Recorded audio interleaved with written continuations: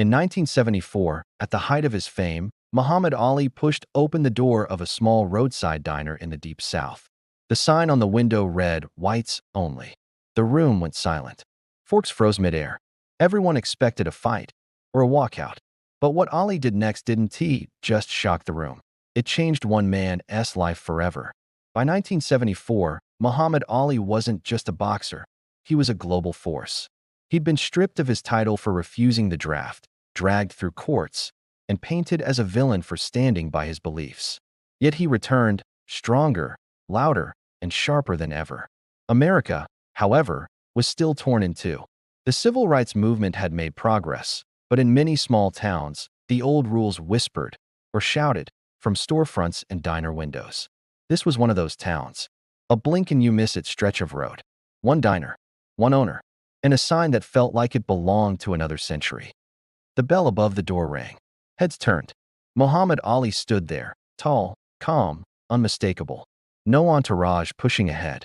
No anger on his face. Just a quiet confidence that filled the room. The owner, a middle-aged man hardened by habit and fear, looked up from behind the counter. He'd seen Ali on television, taunting opponents, rhyming predictions, winning belts. But seeing Ali here was different. This wasn't a stadium. This was his place.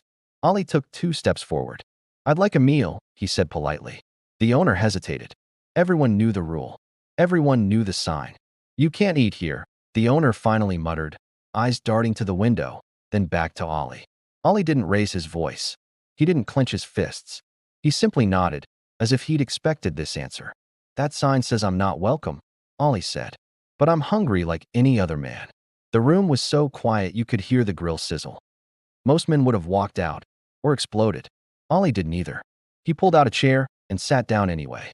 Gasps rippled through the diner. The owner's face flushed with anger and fear. "I said you can't sit there," he snapped. Ali looked him straight in the eye. "I've been punched by the hardest men in the world," Ali said softly. "You think a sign scares me?" The owner threatened to call the police. Ali smiled, not mocking, not smug. "Just human." "Call them," he said. "While we wait, sit with me." That line disarmed the owner. Sit with him? Against his own instincts, the owner pulled out a chair across from Ali. Ali spoke about faith, about dignity, about how hate is taught, not born. "I don't want to fight you," Ali said. "I want to understand you." The owner had never been spoken to like this, without fear, without submission, without rage. Ali told stories of being denied hotels, restaurants, and basic respect, even as heavyweight champion of the world. But every time, Ali said, "I choose love over fists. Because fists break bones, love breaks chains." The owner's hands trembled. He thought of his father, the way he was raised, the rules he never questioned. For the first time, he saw the sign not as protection, but as a prison. The owner stood up slowly.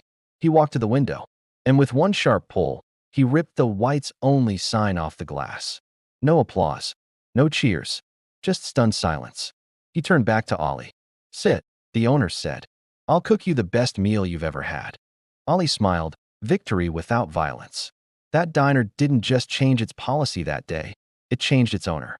Years later, he would say meeting Muhammad Ali forced him to confront a truth he'd avoided his entire life. Ali didn't throw a punch. He didn't shout. He didn't threaten. He simply showed up and demanded dignity.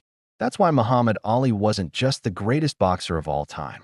He was something rarer, a man who knew the strongest blow is kindness. If one conversation can change a life, imagine what courage can change in the world.